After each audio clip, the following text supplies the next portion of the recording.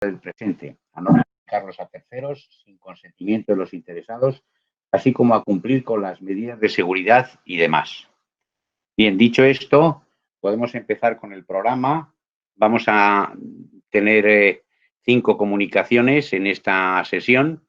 Corren a cargo de Eduardo Benítez Deán, que será el primero en intervenir. En segundo lugar, Ainara Buren Pavón, después Nazaret Álvarez Medina, a continuación Nuria Merchán Gómez y finalmente Juan Antonio Sánchez Garrido. En principio, el tiempo que tenemos asignado para cada una de las presentaciones en torno a 15 minutos, que sí pediré que no los agoten si es posible para que tengamos tiempo para las preguntas. Vamos a hacer las preguntas que pueda haber por parte del público o de los asistentes a continuación de cada una de las comunicaciones, no pasando de los 5 minutos que tenemos asignados, de tal manera que 20 minutos de duración entre la presentación y las respuestas a las cuestiones multiplicado por 5, pues son 100 minutos, que aproximadamente tenemos un poquito más, es lo que tenemos asignado para la sesión de presentación. Entonces, le damos la palabra ya al primero de los comunicantes de las comunicaciones: diversidad sexogenérica en los ambientes educativos, Eduardo Benítez Deán. Tiene la palabra Eduardo. Bueno, buenas tardes. Gracias por la presentación. Voy a compartir la pantalla.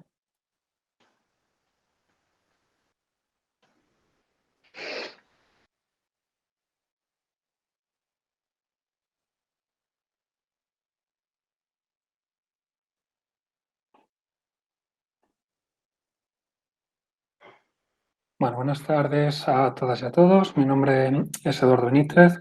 Soy profesor de Biología y Geología en secundaria y actualmente realizo mi tesis doctoral sobre diversidad sexogenérica en los ámbitos educativos de ciencias, tecnologías, ingeniería y matemáticas, bajo la dirección de las profesoras Carmen Alba y Mercedes Sánchez.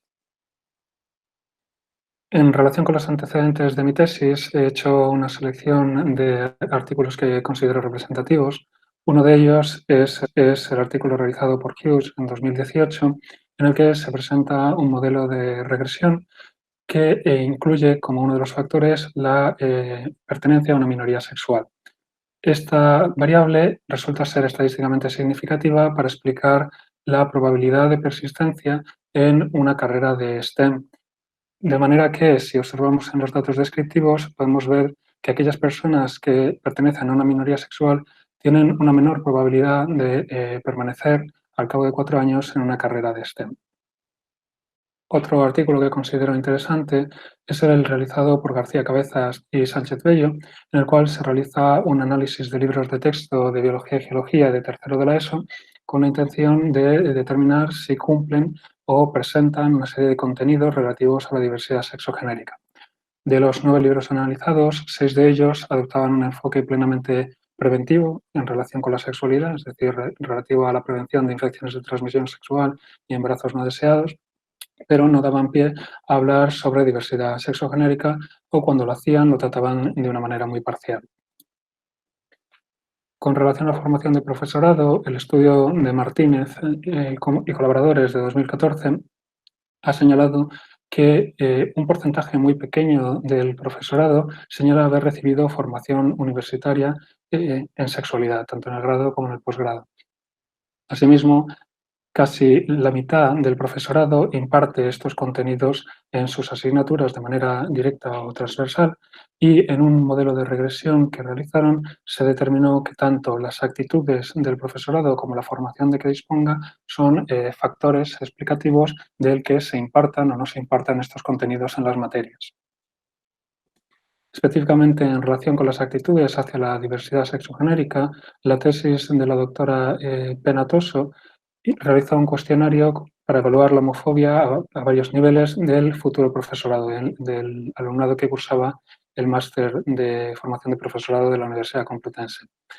Los resultados de este estudio arrojaron que la mayor parte del profesorado respondió de manera no homófoba a este cuestionario y mostró interés en recibir información sobre la diversidad sexogenérica a través de sus estudios. Sin embargo, la mayor parte del alumnado señaló no haber recibido esta formación ni en el grado ni en el posgrado.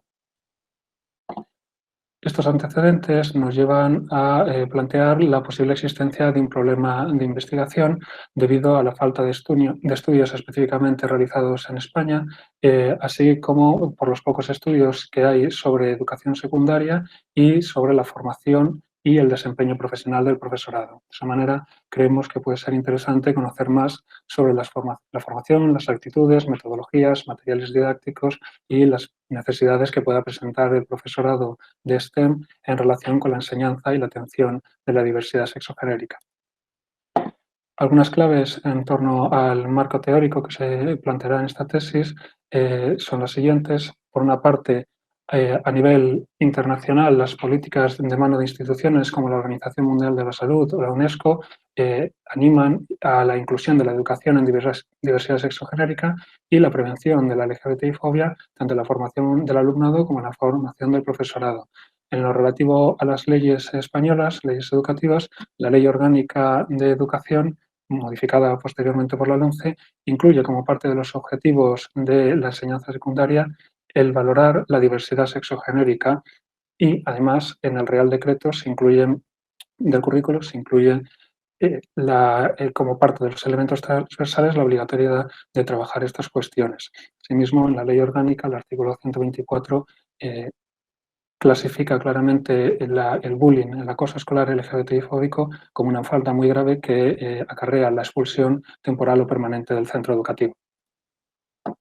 Específicamente en relación con las STEM, desde los años 90 se lleva trabajando la educación multicultural y más recientemente, como parte de este enfoque, se ha incluido también la diversidad sexogenérica y han comenzado a producirse algunas iniciativas didácticas para tratar de incluir la diversidad sexogenérica como parte de estas asignaturas. Por último, con relación a la formación del profesorado, merece la pena destacar la teoría de la autoeficacia de Bandura, según la cual en el resultado de aquellas acciones que emprendemos tiene una gran influencia el sentimiento de autoeficacia de cada persona, es decir, la valoración o autovaloración que realiza sobre sus capacidades y sobre sus recursos para llevar a cabo esa tarea y hacerlo con éxito. Esta teoría se ha aplicado tanto a la formación del profesorado como a la formación de formadores en educación sexual. A tenor de lo anteriormente expuesto, nos planteamos una serie de objetivos que son identificar el conocimiento existente sobre la situación de las personas LGBTI en la educación de STEM, analizar la información sustantiva sobre la formación de profesorado de STEM con relación a la diversidad sexogenérica a través del análisis documental, explorar y describir las prácticas docentes del profesorado de STEM con relación a la diversidad sexogenérica y sistematizar aquellos factores que pudieran resultar clave y que influyan en el profesorado de STEM a la hora de introducir y atender la diversidad sexogenérica en sus clases. En el análisis documental se ha seguido el siguiente método. En un primer paso establecimos unos criterios de selección de bibliografía consistentes en buscar aquellos artículos que incluyesen la diversidad sexogenérica vinculada al ámbito STEM o bien la diversidad sexogenérica vinculada al sistema educativo español. Para ello se procedió a una búsqueda de artículos en bases de datos especializadas como ERIC, EBSCO, Elsevier y tras acumular aquellos artículos se identificaron las líneas principales de investigación que seguían cada uno de ellos y se realizaron una categorización de las mismas, una serie de categorías que en relación con las STEM fueron la situación de las personas LGBTI en el ámbito STEM, tanto estudios destinados específicamente a profesorado como estudios destinados específicamente a alumnado y, por otro lado, la manera en que se incluía la diversidad sexogenérica en metodologías y los recursos didácticos de STEM. Se realizó un primer análisis de los aspectos metodológicos y de las limitaciones que habían presentado los estudios analizados y esto permitió detectar estudios que adoptaban un enfoque de corte cuantitativo, fundamentalmente a través de cuestionarios y posteriormente una estadística descriptiva que también en algunos casos incluía modelos de regresión, y por otro lado un enfoque cualitativo en algunos estudios en el cual la técnica predominante era la entrevista, pero también había otras metodologías como la etnografía o, en algunos casos más puntuales, los grupos focales de manera complementaria a la implementación de un cuestionario. Una vez analizados los aspectos metodológicos de estos estudios, se procedió a analizar aquellos resultados que pudieran ser comunes a varias investigaciones o bien complementarios entre ellas y determinar aquellas futuras líneas de investigación que eran propuestas por las distintas autorías.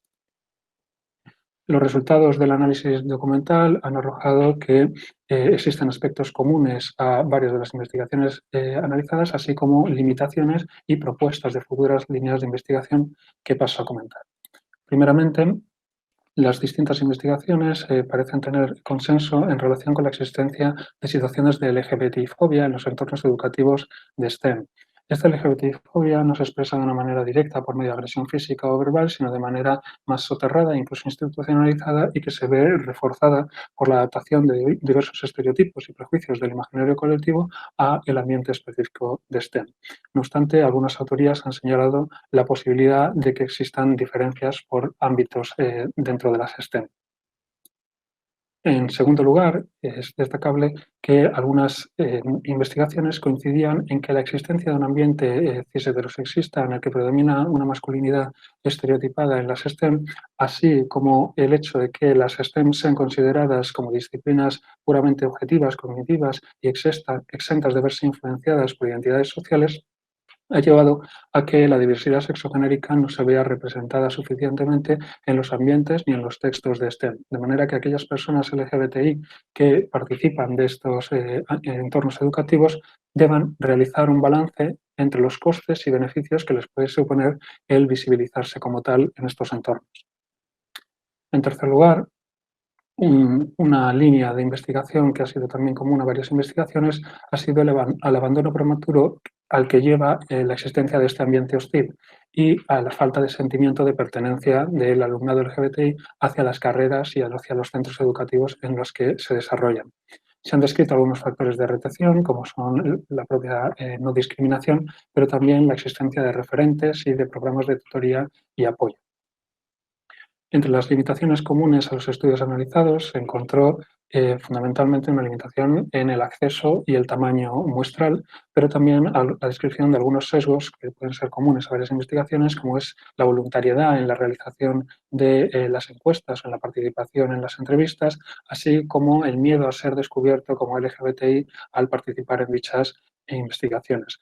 Por otra parte, el hecho de que las personas LGBTI no se encuentren acostumbradas a reflexionar entre las interacciones que se producen en su identidad y el ambiente de STEM en que se desenvuelven, así como aquellos cambios en la aceptación social que pudieran producirse desde que se comienza una investigación longitudinal hasta que se acaba, pudieran resultar también en sesgos en las investigaciones.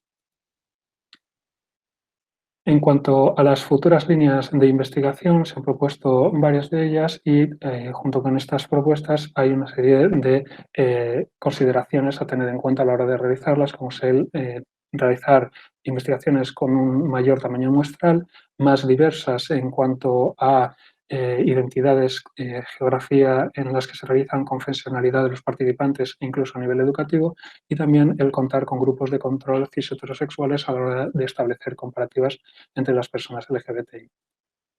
Específicamente en el territorio español se ha encontrado que existe un marco legislativo favorable, que hay unas actitudes positivas por parte del profesorado hacia la diversidad sexogenérica, pero que sin embargo aún perdura la discriminación LGBTI-fóbica en los entornos educativos y es precisa una mayor formación de las y los docentes. No se han encontrado estudios específicamente relacionados en los que se relacionen específicamente las personas LGBTI con la educación en STEM, pero sí algunos estudios que he mencionado anteriormente que analizaban libros de texto de STEM para saber si se incluía o no la diversidad sexogenérica.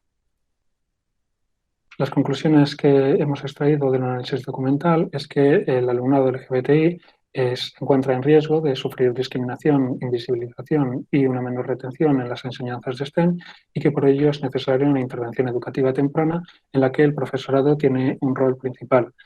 En ese sentido, la formación y las actitudes que posea el profesorado que sean favorables para atender y para incluir la diversidad sexogenérica pueden ser cruciales en el éxito de estas intervenciones.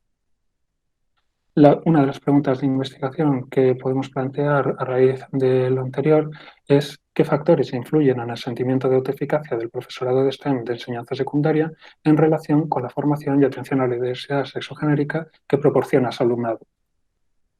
Una posible metodología que estaría destinada al profesorado de las especialidades de biología y geología, física y química, tecnología y matemáticas de la ESO, de educación secundaria obligatoria, como población de estudio, sería un cuestionario, posteriormente la realización de un primer grupo de discusión que permita obtener información sobre los factores a incluir en el mismo y un posterior grupo de discusión para conseguir aclarar aquellos aspectos del cuestionario que no pudieran resultar claros de primeras. Los resultados que cabría esperar, de acuerdo con la bibliografía esperada, es que el sentimiento de autoeficacia se vea incrementado por la mayor formación, actitudes favorables, recursos tanto propios como externos que posee el profesorado, la adopción de un enfoque integrador de la sexualidad y no solamente preventivo, y las vivencias personales que pudiera tener el profesorado con relación a la diversidad sexogenérica. Las perspectivas de continuidad de estas tesis son primeramente la realización del grupo de estudio y una vez realizado elaborar aquellos cuestionarios que sean pertinentes, validarlos y proceder al correspondiente muestreo. Estas son algunas de las referencias y muchas gracias por su atención. Muchas gracias, Eduardo, por la presentación. Tenemos ahora 3 minutos para tratar de ir cumpliendo el programa para cuestiones o preguntas que quieran hacer los asistentes a cualquiera de las cuestiones que ha planteado el comunicador o el comunicante. El que quiera hablar, basta con que levante, no sé si hay posibilidad del dedo famoso o simplemente María Si no Rosario. puede pedir el turno de palabra por el chat. Muy bien.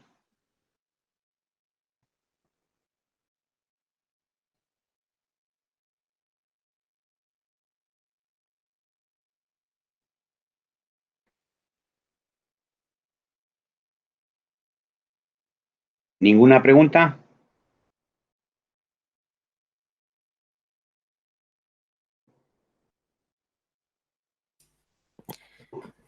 Parece ser que no, José Manuel. Muy bien, pues si no hay ninguna pregunta, vamos a continuar con la siguiente presentación que corresponde a Ainara Buren Pavón. Ainara Buren Pavón, cuyo título es Factores barrera y facilitadores de la calidad en los ámbitos educativos CTIM. Tiene la palabra Ainara. Hola, buenas tardes a todos, que espero que estén todos bien en esta situación tan complicada que estamos solventando, ¿no? Voy a intentar compartir la comunicación, perdón, un momentito, a ver.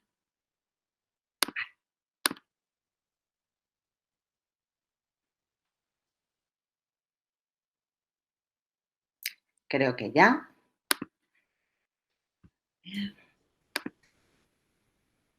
Perfecto. ¿Me escuchan bien, verdad? Sí. Bueno, sí, Ainara, te escuchamos. Vale, gracias. Bueno, voy a hacer una breve comunicación sobre los avances de mi tesis doctoral, que es una tesis doctoral a tiempo parcial, con lo cual, bueno, a día de hoy estoy en el tercer año y, bueno, voy a comentar un poquito los avances. El nombre de mi tesis y de la comunicación, perdón, son factores barreras y facilitadores de la calidad de vida de las personas con trastorno del espectro del autismo. Y los directores de esta tesis doctoral, pues tenemos al doctor Domingo García Villamizar y a la doctora Araceli del Pozo Armentía. Bueno, el índice un poco de esta comunicación es muy básico, simplemente una pequeña introducción, justificación, marco teórico, los objetivos, metodología, resultados y finalmente acabar con una pequeña conclusión o reflexión. Bueno, me gustaría introducir un poquito qué es el trastorno del espectro del autismo, de aquí en adelante TEA. El trastorno del espectro del autismo es un trastorno del neurodesarrollo de carácter crónico. Esto es importante porque abarca todo el ciclo vital de los pacientes, de las personas. Tienen dos dominios sintomáticos principales, ¿no?, que son las dificultades en la comunicación e interacción social y, por otra parte, la presencia de patrones repetitivos y restringidos de conductas, actividades e intereses.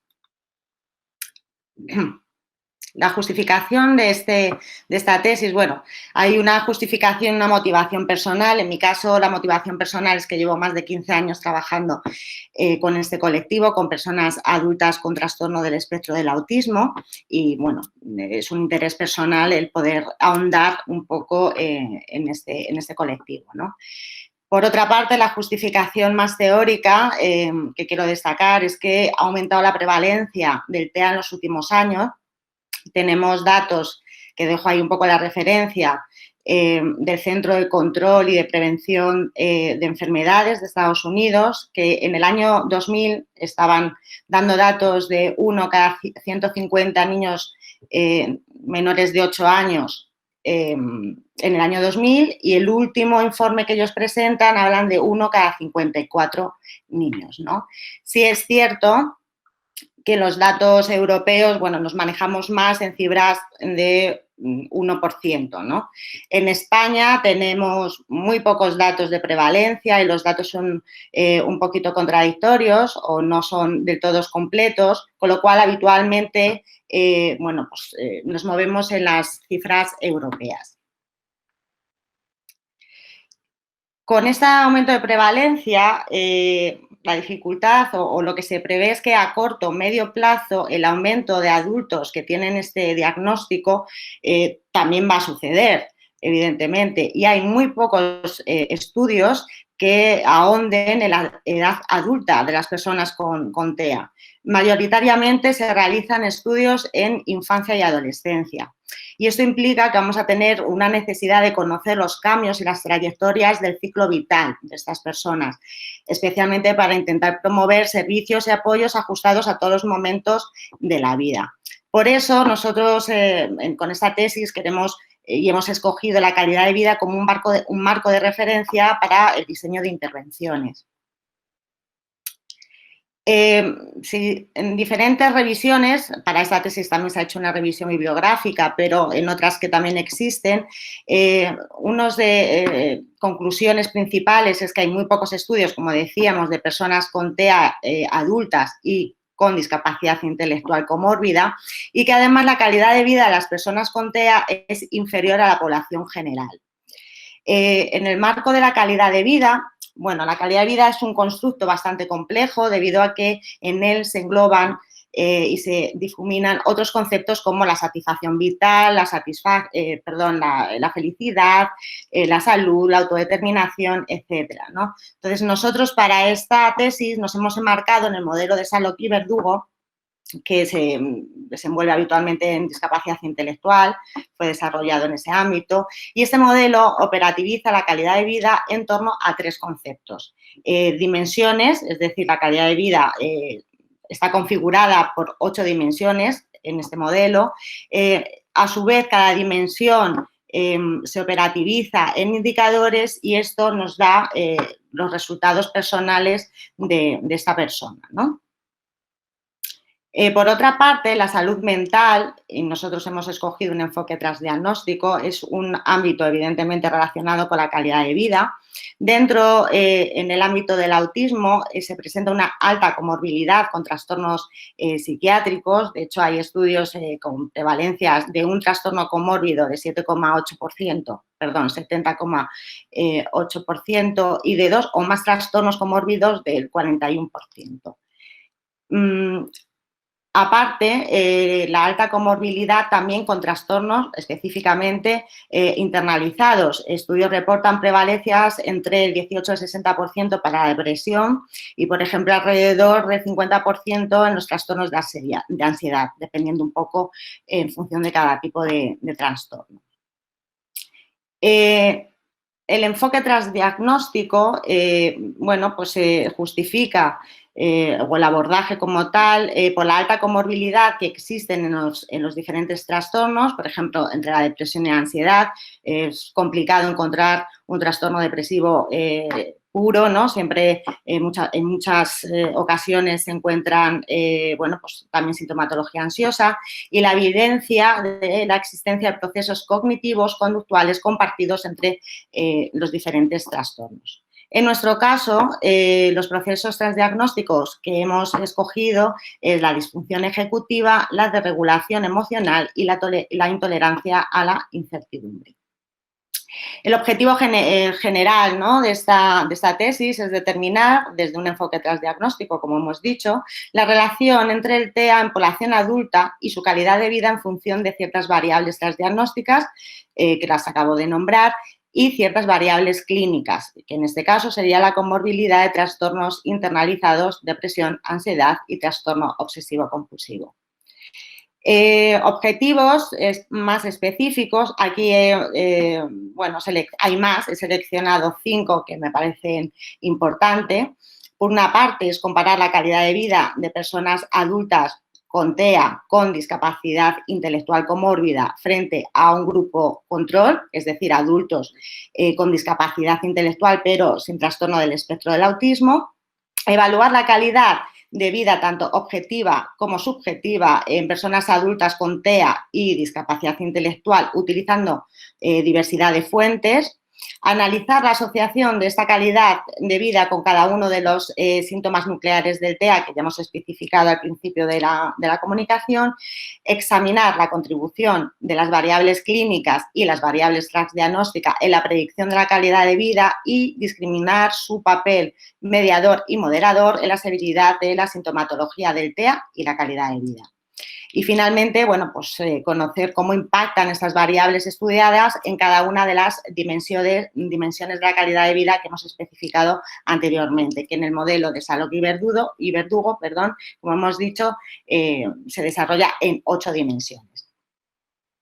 La metodología, pues para intentar responder todos estos objetivos que hemos presentado, se va a utilizar una muestra de conveniencia y estará confeccionada por personas adultas mayores de 18 años con diagnóstico confirmado de TEA, realizado por un especialista y discapacidad intelectual comórbida y un grupo control formado por personas adultas con discapacidad intelectual sin TEA. Algunos de los instrumentos que se van a utilizar para hacer esta medición de variables, esta evaluación de variables, bueno, no me voy a poner a detallarlos todos porque si no se me acabarían los 15 minutos, pero bueno, evidentemente instrumentos para evaluar la calidad de vida, la sintomatología TEA, los trastornos interiorizados, los comportamientos repetitivos, un poquito todo lo que hemos trasladado. En relación a los resultados, bueno, ahora mismo estamos en una fase de recogidas de datos que además se ha retrasado un poquito por la situación del COVID y se espera poder presentar resultados preliminares al final de este año, del 2020. Algunas de las conclusiones o reflexiones que me gustaría compartir con todos ustedes sería, por una parte, que las personas adultas con TEA y discapacidad intelectual apenas han estado representados en el estudio de la calidad de vida. Por ello, queremos conocer qué aspectos contribuyen a su calidad de manera significativa.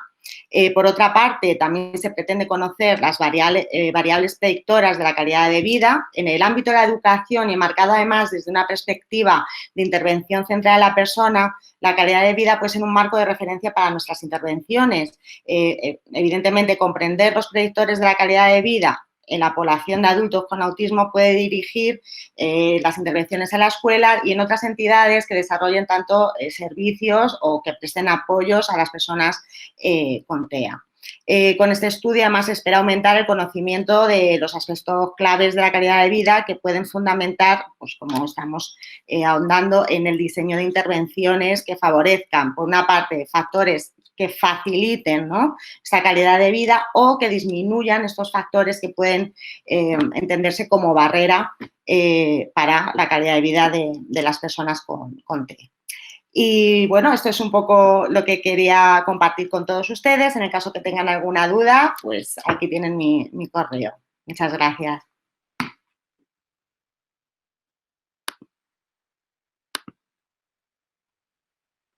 Muy bien, muchas gracias, Ainara, por tu presentación. Ya no vuelvo a decir el título de la comunicación para no equivocarme. Y abrimos el turno de preguntas para que cualquiera de los que están en la sesión, de las 36 personas que están en la sesión, pueda comentar. A ver, una pregunta que quiere hacer. En el chat he visto una pregunta que quiere hacer Débora Moreno Juzgado. Muy bien, adelante. Pregunta, Débora.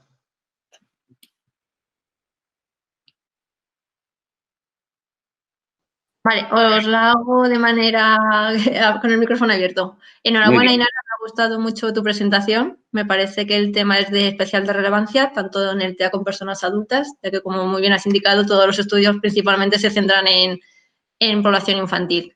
Quería preguntarte si os habéis planteado, aparte de hacer la comparativa en población con TEA y diversidad funcional cognitiva y esta sin TEA, solamente con personas con TEA. Hacer como una triple comparación.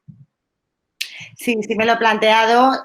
Gracias, Débora, por tu pregunta, porque además es muy interesante. Sí me lo he planteado. En este momento de la fase de la tesis, en principio, lo hemos dejado en este sentido, comparando esos dos grupos, pero probablemente en futuras líneas de investigación vamos a tener que realizar esa comparativa también. Muy bien, muchas gracias y enhorabuena por la tesis. Gracias. ¿Alguna otra pregunta?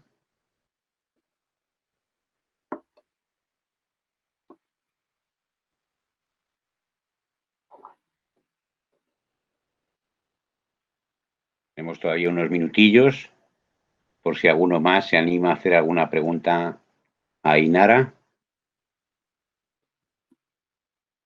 O comentario, puede ser un comentario también. Rosario. No, únicamente comentar que Natalia Concepción quería hacer una pregunta. Por tanto, puede abrir su micrófono para realizarla. Enhorabuena por la presentación. Gracias. Pues adelante, entonces, Natalia. ¿No te deja el micro? Bueno, pues entonces inténtalo por el chat.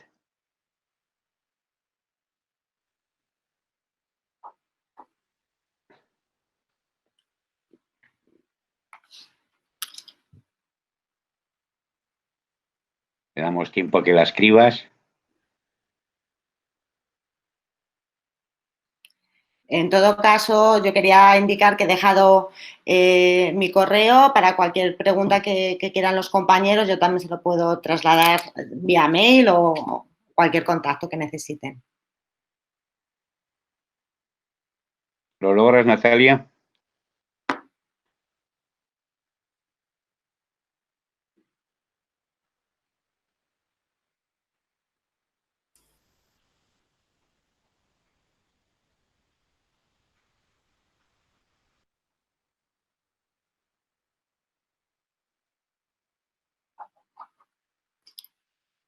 No lo logra. Bueno. Parece que está escribiendo, da la sensación, por lo que tarda en contestar y demás, pero no lo tenemos tampoco muy claro. Por eso no lo vemos. Natalia, dinos si vas a preguntar o no, aunque solo sea de voy.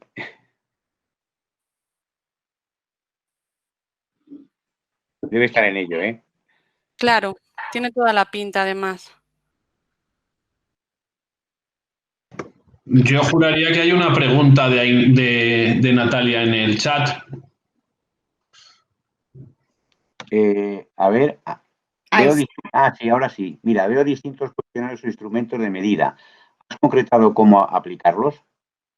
Sí, realmente casi todos son escalas y demás. La idea un poco, como he explicado en la comunicación, es tener información de diversas fuentes, con lo cual se va a intentar que la persona con TEA y discapacidad intelectual, vamos, la muestra como tal, puedan ellos mismos tener la opción de contestar.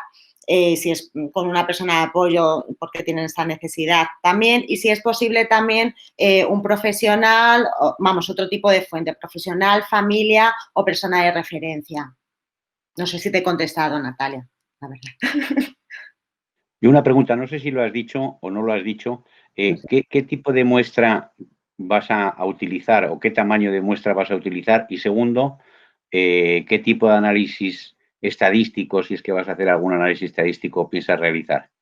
Sí, bueno, no sé si alguien ha intervenido también. Bueno, el tipo de muestra va a ser de conveniencia porque por las características de nuestra población es complicado, bueno, pues encontrar fácilmente, ¿no? la muestra. Yo espero que sea lo más elevada posible, pero va a ser de conveniencia en distintas entidades nacional, ¿no? De España. Y en relación Pero el tamaño mínimo lo has definido. estamos rondando los 100, si puedo llegar 100, 120, sí. Vale, sí. gracias. Nada. Y en relación al estadístico, bueno, pues va a ser correlacionar y evidentemente hay algún estudio mediacional y demás, esa es la idea. Muy bien, vamos a ver. José Manuel Sánchez Serrano quería hacer una pregunta. Adelante.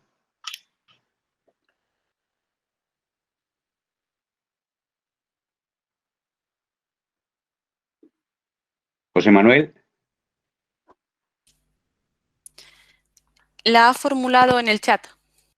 A ver. Hola, Inara, enhorabuena por tu trabajo. ¿Crees que el aumento de la prevalencia de TEA se debe a un incremento del propio trastorno o a que en la actualidad este se diagnostica más? Pues hay muchos factores, José Manuel. Evidentemente se diagnostica más porque se conoce mejor, ¿no? Eso implica también las pruebas diagnósticas se hacen con mayor facilidad y mucho antes. Por otra parte, los criterios diagnósticos han cambiado. No sé si conoces mucho o poco, Manuel, de lo que es la evolución de los diagnósticos del TEA, pero bueno, ya a partir de 2013, pues ha incluido, por ejemplo, dentro del trastorno del espectro de autismo, el síndrome de Asperger, ¿no? Eso implica que también haya personas que antes no estaban en esa categoría que ahora también estén, ¿no? Pero evidentemente los criterios diagnósticos, el conocimiento mayor del trastorno del TEA implica que haya un aumento considerable, ¿no? Luego habrá otros factores que también habrá que estudiar, ¿no? Que la gente tampoco en la propia investigación se tiene muy, muy claro, ¿no? Si realmente hay algún otro factor ya sea ambiental o no, que implique que haya un mayor diagnóstico, pero evidentemente el conocimiento del TEA con mayor profundidad y los cambios en el diagnóstico, en los criterios diagnósticos, ha tenido mucho que ver también.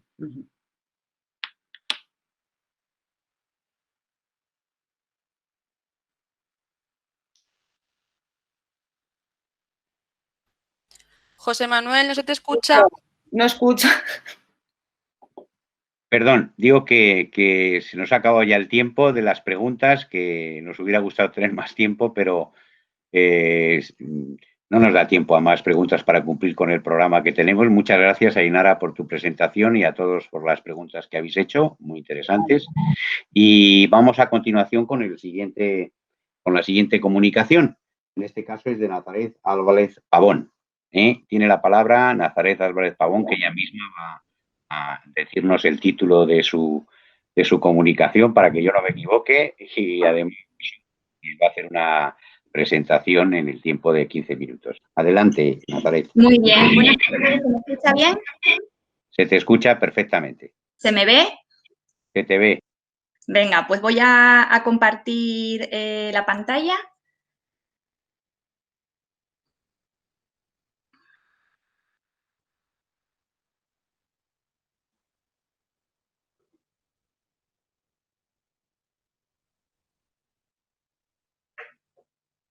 Y así comenzamos. Bueno, pues buenas tardes a todos. Doy comienzo a este estudio que lleva por título La importancia de las estrategias en las pruebas de fluidez verbal en niñas y en niños colombianos, bajo la dirección de las doctoras Layane Olavarrieta, Esperanza Vergara y el director Luis Miguel García. Bueno, como contenidos que vamos a abordar a lo largo de la presentación serán en un primer momento la introducción, objetivo, permanencia y una base teórica. Continuamos con metodología, resultados y discusión para finalizar con las limitaciones e implicaciones educativas del mismo. En el ámbito educativo, la necesidad de desarrollar estrategias y capacidad de regulación del propio aprendizaje, así como adquisición de técnicas intelectuales de trabajo, favorecen la consecución de las competencias clave, concretamente de la competencia aprender a aprender. Por otro lado, desde el mismo ámbito educativo, todos conocemos el enfoque preventivo de la educación que hace que cada vez más se detecten de una manera más temprana las necesidades específicas de apoyo educativo. Todo esto contribuye también a que los centros desarrollen proyectos de innovación pedagógica y se dé, por tanto, importancia a los procesos cognitivos en ese aprendizaje del alumnado. Por tanto, de un modo concreto, juegan un papel relevante las funciones ejecutivas, que pueden ser evaluadas a través de las pruebas de fluidez verbal. Porque estas pruebas, además de evaluar la capacidad de fluencia verbal, son consideradas una medida de funciones ejecutivas. Por tanto, la pertinencia de este estudio se centra en destacar la importancia de las estrategias en las pruebas de fluidez verbal, dada la información que aportan sobre el nivel de dominio ejecutivo, lo cual resulta valioso no solo porque podemos conocer cómo aprende el alumno, su propio estilo de aprendizaje, sino también nos permite detectar la posibilidad de presencia de NEAE, como decíamos antes. Nos proponemos conocer con este estudio qué y cómo influyen las estrategias en las pruebas de fluidez verbal con la finalidad de mejorar los programas educativos, porque hasta el momento conocemos que existen estudios que determinan qué variables sociodemográficas influyen en las pruebas de fluidez verbal, pero no se conocen hasta el momento investigaciones sobre la influencia de las estrategias en comparación con las variables sociodemográficas. Destacamos en el marco teórico la importancia de la evaluación de los procesos cognitivos en el neurodesarrollo del alumnado, y esto es destacar el papel que juegan las funciones ejecutivas y, por tanto, una manera de evaluarlas son a través de las pruebas, a través de las pruebas de fluidez verbal, fluidez fonológica y fluidez semántica. Veamos qué diferencias hay entre ellas, porque en cada una de ellas difieren los procesos cognitivos y los sustratos cerebrales que intervienen.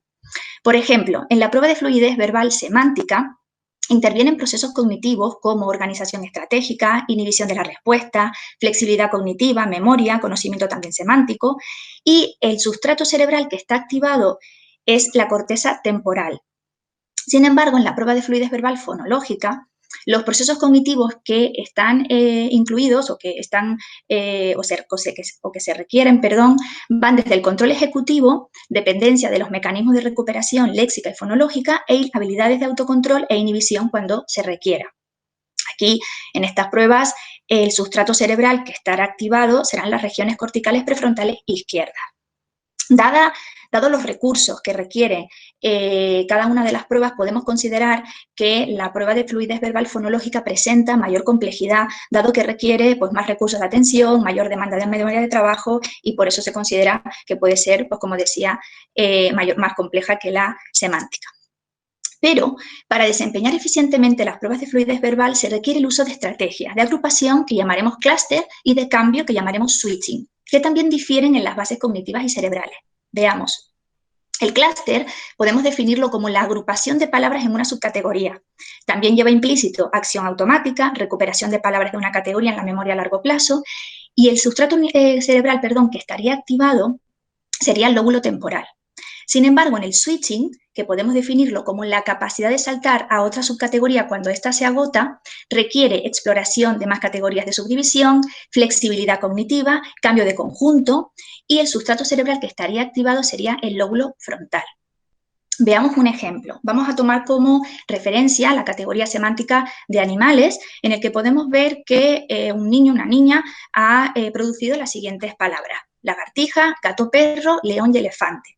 Vamos a intentar agrupar esas palabras. Vemos que lagartija pues no se podría agrupar porque no tiene más palabras que pertenezcan a esa categoría, pero si nos fijamos en las siguientes, veremos que gato y perro se pueden agrupar en el primer clúster, que formarían un clúster de mascotas o animales domésticos, y león y elefante, que pertenecerían a una subcategoría como, en este caso, la de animales procedentes de África. Veremos ahora los clústeres, los switching, que como os decía son esos saltos. Vemos que el primer salto estaría ahí, de la primera palabra que no está agrupada en ningún clúster al primer clúster, y del primer clúster al segundo. Otra puntuación que obtenemos aquí sería el tamaño del clúster, que es el conjunto de palabras que forman ese clúster. Y dependiendo del autor que consultemos, pues puede variar este criterio. Para nosotros, para todo el equipo que llevó a cabo este estudio, consideramos que un clúster lo forman mínimo 2 palabras, con lo cual ahí vemos que como cada clúster tiene mínimo esas 2 palabras, el tamaño sería de 2. En cuanto a la metodología, bueno, este estudio está formado por 667 niños y niñas de edades comprendidas entre 6 y 17 años, con español como idioma materno. Los criterios de exclusión, en estos criterios descartamos discapacidad intelectual, sintomatología depresiva y trastornos psiquiátricos y neurológicos.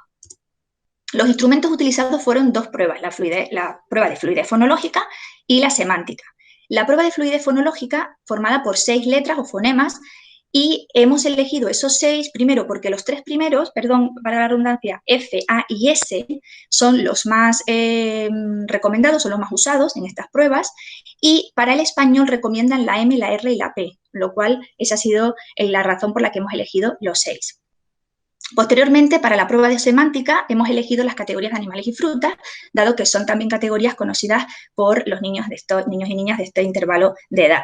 Para cada una, el sujeto, el alumnado, tiene 60 segundos para realizarla, obteniendo 4 puntuaciones: la puntuación total, el número del clúster, el tamaño y el switching. Este estudio forma parte de un proyecto internacional que generó datos normativos para pruebas neuropsicológicas, cuenta con la aprobación del Comité de Ética, el consentimiento informado de familias y tutores, y los niños de 12 años y el asentimiento de los menores de esta edad. En cuanto al análisis estadístico, se llevaron a cabo 8 regresiones múltiples en las que se diseñaron 2 pasos. En el primer paso se introducen las variables sociodemográficas: edad, educación media de padres, familias o tutores y el sexo. En cuanto a esto, decir que para evitar falsos positivos, lo que conocemos como error tipo 1, se utilizó un nivel alfa corregido por Bonferroni de 0.006. Esto se obtiene dividiendo 0.05 entre las 8 variables que se introducen en el modelo. En el paso 2 se introducen las estrategias que acabamos de ver: número de clúster, tamaño del clúster y switching. En las variables edad y educación media de los padres, familias, estas puntuaciones se convirtieron en puntuaciones cuadráticas para poder probar el efecto curvilíneo de la regresión. Bueno, en cuanto a los resultados, vamos a ver qué influencia tienen las variables sociodemográficas y las estrategias en la puntuación total, y empezamos por fluidez fonológica. En cuanto a las letras o fonemas A, S, M y P, como os decía, en un primer paso se introducen las variables sociodemográficas y vemos que influyen de manera significativa en estas puntuaciones la edad y la educación media de las familias o padres. Pero veamos a ver si cambia o no cuando se introducen en el segundo paso las estrategias. Y efectivamente hay una modificación, es decir, ya la educación media de las familias desaparece, quedando como significativas, es decir, como que influyen en esta puntuación la edad y las estrategias. Veamos qué pasa en la puntuación total de la letra F. Bueno, en un primer paso se introducen las variables sociodemográficas, quedando como significativa la edad. Y luego en el segundo paso se introducen las estrategias. que como veis, pues tanto la edad como las estrategias son significativas en la puntuación total de esta letra. Veamos qué pasa con la R. En un primer momento se introducen las variables sociodemográficas y cuando se introducen las estrategias vemos que tanto la educación media de las familias como el número del clúster desaparecen, quedando significativas la edad y estas dos estrategias, el tamaño del clúster y el switching. Pasamos ahora a la fluidez semántica. Empezamos con animales. Vemos que al introducir las variables sociodemográficas quedan significativas la edad y la educación media de las familias. Y que al introducir las estrategias desaparecen esas variables sociodemográficas quedando como significativas el tamaño del clúster y el switching. Y por último, en frutas. Bueno, como hemos comentado, se introducen las variables sociodemográficas y quedan significativas en este primer paso la edad y la educación media de las familias. Y al introducir las estrategias se mantiene la edad y las estrategias, quedando fuera la educación media de las familias. Todo esto nos hace obtener los siguientes resultados. La edad da resultados significativos, excepto en la categoría de animales, con lo cual esto nos dice que a mayor edad, mayor puntuación total en estas pruebas. En cuanto a las estrategias, hemos visto que a mayor uso de esas estrategias, es decir, cuando el alumnado usa esas estrategias, obtiene mayor puntuación total. También vimos que hay dos excepciones. Una fue en la categoría de animales y otra en el fonema R, donde vimos que el número de clúster no resultó significativo. Todo esto nos lleva a la siguiente discusión. La edad y las estrategias se relacionan con la puntuación total, que a mayor edad, mayor uso de funciones ejecutivas y, por tanto, mejor puntuación total en estas pruebas. Que las estrategias de clúster y switching muestran mayor influencia en la puntuación total que otras variables como la edad y la educación media de las familias, como pudimos comprobar. Y que también, como apuntan otros estudios, el sexo no es una variable que se relacione con la puntuación total. Bueno, las limitaciones que encontramos en este estudio es que, bueno, el estudio se desarrolló en Colombia, por lo tanto, los resultados no podrían generalizarse o extenderse a otros países. Que este estudio se centró en niños y adolescentes entre 6 y 17 años, por lo que la edad adulta no ha sido representada. La muestra también está compuesta por niños y niñas monolingües. El bilingüismo sabemos que está relacionado con las pruebas de fluidez verbal, con lo cual nos queda una puerta abierta para ahondar en este tema. Y por último, que la muestra de alumnado no presenta necesidad específica de apoyo educativo, lo cual nos ha motivado a comparar resultados a lo largo de la tesis con niños que presentan déficit intelectual, como es uno de los objetivos, también con los aspectos psicométricos en los análisis de fluidez verbal, como prospectiva también en el resto del estudio.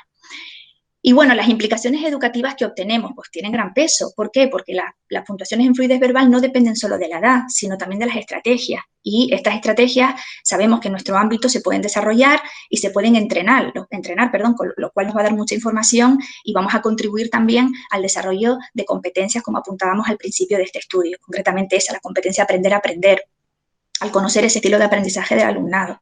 Al ser una prueba de funcionamiento ejecutivo, una puntuación total baja, dependiendo de la edad del niño o de la niña, puede reflejar déficit cognitivo o puede darnos una información sobre si presenta necesidades específicas de apoyo educativo.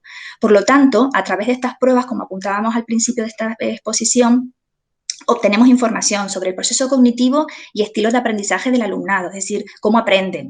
También conocemos información sobre posibles dificultades que puedan estar desarrollando y esto lleva una clara práctica o implicación en la práctica educativa.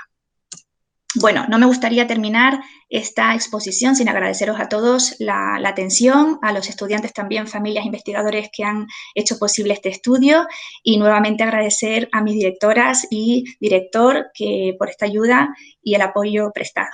Muchas gracias. Quedo a disposición si alguien quiere hacerme alguna pregunta. Muchas gracias, Nazaret, por el ajuste al tiempo perfecto. Sí. Y vamos, si os parece, con las preguntas, que ya hay una en el chat de Carl Clayton Horner, que pregunta cómo has podido identificar y excluir los niños con discapacidades. Sí, para el procedimiento lo que hicimos fue pasar unas pruebas, concretamente el TONI 2, y tenían que dar igual o mayor a un 80. Ese era el número, digamos, el nivel de corte. Y se utilizó el TONI 2. Muy bien, ¿alguna pregunta más? Si alguien quiere hacerla directamente, basta con que lo indique por el chat. Yo te voy a preguntar dos preguntitas muy simples. Sí, Una de ellas es, no me ha quedado claro, a lo mejor sí, pero lo has dicho, pero el tamaño de la muestra y el tamaño de la muestra por edades, ¿lo tenemos claro? Sí, 600.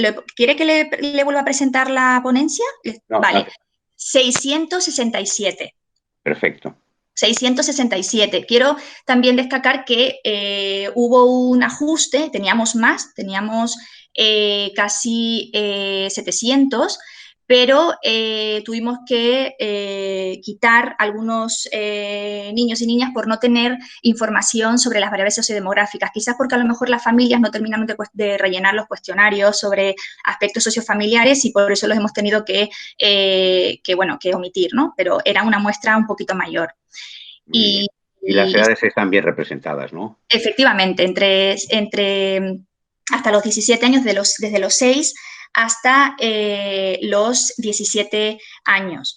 Y bueno, lo que comentaba, una de las limitaciones de este estudio puede ser que tanto la edad infantil, que empiezan un poco en ese periodo sensoriomotriz, con la edad adulta, pues bueno, no se ha visto representada, pero aún así creemos que es un rango bastante amplio de edad, porque lo que nos interesa también es la escolaridad obligatoria. Entonces, de ahí los 6 a los 17, que yo como profesora de secundaria, pues también creo que puede tener repercusión esas edades. Te pregunta Isabel Mora que de qué forma vas a aplicar los resultados curricularmente en Colombia y que si pues tienes algún plan específico. Sí, a través de los planes de mejora de cada uno de los centros. Al final, cada país puede pues llevar a cabo, tienen una ley de educación y luego cada centro, en el marco de su autonomía, puede desarrollar programas en la detección de dificultades.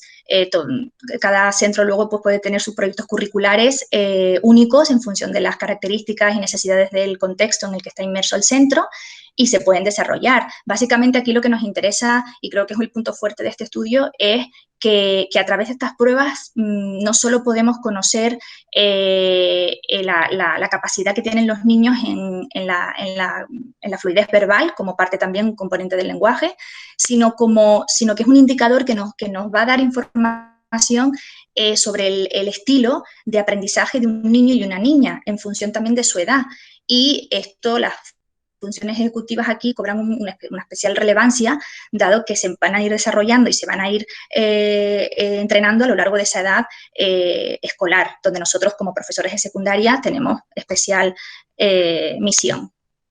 Carl Clayton pregunta si el colegio no da acceso a esta clase de datos, ¿verdad? Ay, perdón. No por confidencialidad de los datos de los alumnos. No sé si la ves en el chat. La pregunta no la entiendo muy bien, pero a lo mejor tú sí. No. Perdón, soy yo. Es que la pregunta que quiero hacer y quiero saber es si puedes cuadrar los datos y para poder excluir esos niños con discapacidades y cuadrarlo con los datos que tienen los institutos. Supongo que los institutos tienen o los colegios tienen esa información de cuál niño tiene discapacidades o lo que sea. Y la otra parte de mi pregunta es que tengo la otra pregunta, o sea, como aquí en España, pues supuestamente los niños tienen que estar todo incluidos, ¿saben? En parte del currículum y todo eso, y para evitar el asunto de fracaso escolar. O sea, ¿cómo puedes integrar los resultados de tus estudios tomando en cuenta que puede ser que esos niños también están en el instituto, están en la misma clase, ¿no? ¿O es diferente en Colombia? Sí, efectivamente lo que habla. Y además es una... Sí, además es una cuestión totalmente indispensable actualmente en el concepto de educación que tenemos y sobre todo como apuntas en la educación inclusiva. Efectivamente, la idea es que luego se puedan aplicar estos programas, concretamente los resultados de este estudio, en la detección de necesidades en cada uno de los centros que quieran y que deseen llevar a cabo estos programas para mejorar, pues no solo competencias en general, sino un proyecto de mejora, un proyecto para dar respuesta a las necesidades que que puedan tener cada uno de los centros. Y todos estos programas nos permiten saber que a través de estas pruebas se puede detectar esa información, independientemente de la ley educativa que esté en ese país o si hay inclusión o no, que obviamente digamos, el objetivo final es que todos los niños o que en la educación haya el menos fracaso posible. Y además, como tú bien apuntas, aquí en España tenemos efectivamente la educación, la diversidad como un principio fundamental en la educación, recogido en el artículo 4.3 de la LOMSE, pero habría que mirar la educación, la ley de educación en profundidad, que eso ya sería un aspecto curricular, no de mi estudio, pero se podría aplicar, claro que sí. Además, creo que es una interesante vía de futura... Muy bien. Se nos acaba el tiempo. Gracias por las preguntas. Una última pregunta. Tú has hablado de significatividad de algunos efectos, ¿no? La pregunta es que significatividad no significa relevancia, siempre. La pregunta es si has incluido al lado de la significatividad la relevancia, por ejemplo, medida en términos de R cuadrado, de las regresiones o en términos de tamaño de efecto. Sí, es lo que comentaba cuando, creo que lo expliqué cuando comentaban los análisis, las regresiones múltiples. Efectivamente, tanto la educación media de los padres, que se ha obtenido como dividiendo el total de los tutores con el número de años que tenían de escolaridad, y esa variable sociodemográfica junto con la edad tuvieron que convertirse a cuadráticas para probar ese efecto curvilíneo de la regresión.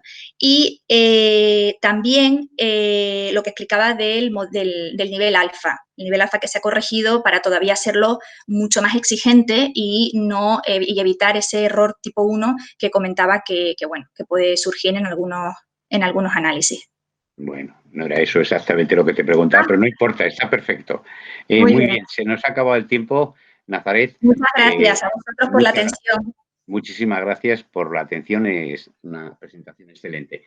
Bien, gracias. Vamos a continuación con la siguiente persona, Nuria Merchan, que nos va a hablar de la evaluación de la función mental del lenguaje en niños nacidos niñas nacidos con menos de 1,5 kilos, ¿verdad? De 200 gramos en edad escolar mediante técnicas de electroencefalografía y neuroradiología desde una perspectiva interdisciplinar. Nuria, adelante. Muchas gracias y siento el título, lo complicado que es de leer. He hecho un vídeo porque no confío mucho en mi conexión a internet. ¿No tienes cámara? Sí. A ver, que lo voy a intentar conectar. Es que la conexión... ¿Me veis ahora? No. No. ¿Ahora? Tampoco. Tampoco. Por eso no confiaba yo mucho en que esto fuera a funcionar.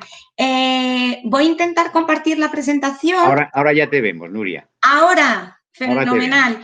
Pues fenomenal. Ahora he preparado un vídeo. Eso es. Lo intentamos con el vídeo. Si funciona mal, pues buscamos otras opciones. ¿Veis ya la pantalla? No, esperamos un poquito a ver si... Ahora ya sí. Adelante. ¿Sí? Fenomenal. Pues vamos a ello.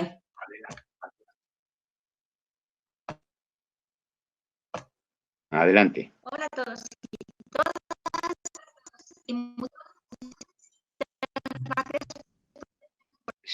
Se oye mal, ¿verdad? Sí. Sí, vuelve. Intento compartir la presentación, más sencillo, a ver si... No, ahora te oímos bien. A ver. No, ahora no. Sí, pero la presentación se oye un poquito mal. Nada, pues lo voy a intentar hacer, voy a intentar presentar el PowerPoint, a ver si... Disculpa, Nuria. José Manuel, a ver, si quieren, yo tengo, Nuria, tu vídeo en mi escritorio, que nos enviaste. Si quieres probar, intento compartirlo. ¡Ay, fenomenal! ¿Intentamos? Pues sí, mejor, porque la conexión sé que me puede ir mal, así que si lo podéis hacer así, pues perfecto.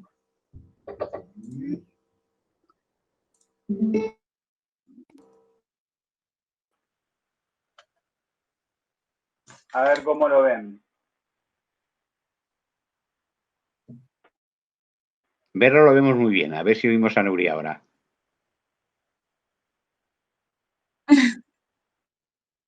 Adelante, Nuria.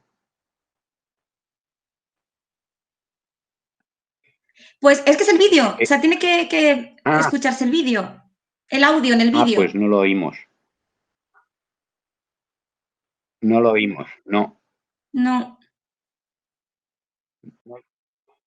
Nada, pues lo intento presentar con el PowerPoint visible.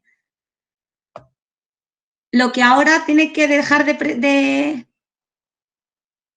Ay, hay gente que sí que lo está escuchando.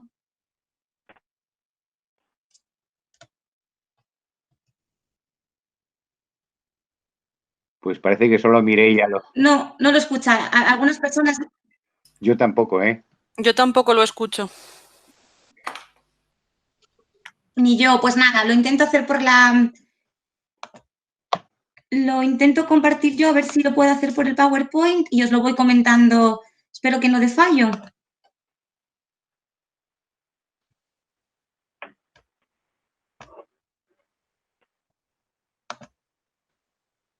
A ver, ¿el PowerPoint lo veis?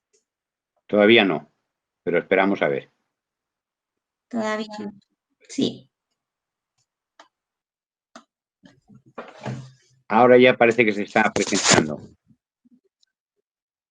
A ver si lo conseguimos. Si no, te vas a quedar con menos tiempo, ¿eh? Ya está, ya tenemos el vídeo. Vamos, el PPT. ¿Lo veis? Sí, el Power, sí. Adelante. A ver. Fenomenal. Pues ahí voy. ¿Me escucháis bien, verdad?